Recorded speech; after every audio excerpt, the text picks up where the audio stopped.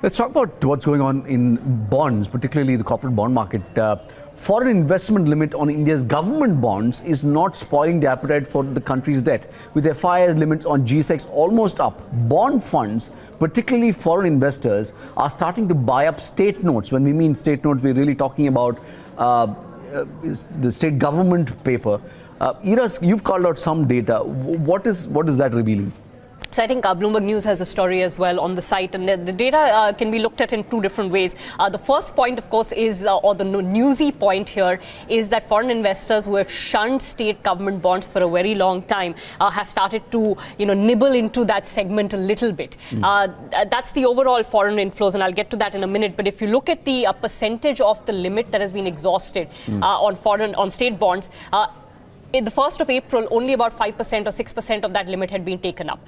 Since then, as the central government bond limit has become completely, utilized, and there's very limited avenue for foreign investors to invest, they've started to come towards state bonds, which they have not historically been comfortable with. So in September, they had gone up to 9% of that limit being utilized, and now it's about 14%. Still very, very small. So it's not like they're coming in droves to invest in state bonds where, quality of financials, etc. is a problem. But they're starting to come there, and I think that's the point that the Bloomberg News story makes as well. Aberdeen, Nomura are guys who are trying to sort of taste the waters here.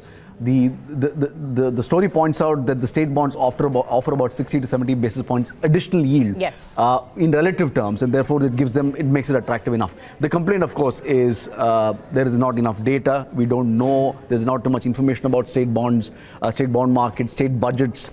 Details on announcements don't come through.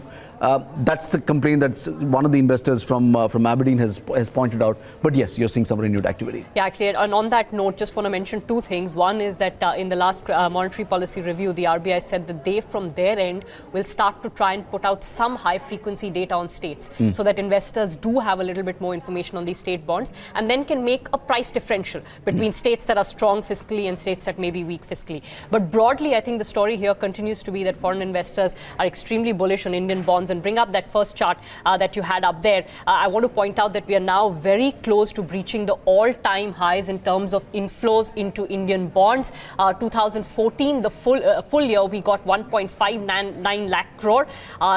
As of now, which is towards the end of October, we have already got to 1.42 lakh crores. So unless there is some disruption in the global markets and flows slow down dramatically, you could perhaps take out that all-time high. The flow story is really here more than in the equity markets, isn't it? In terms of pure size and quantum of how much money that's come in.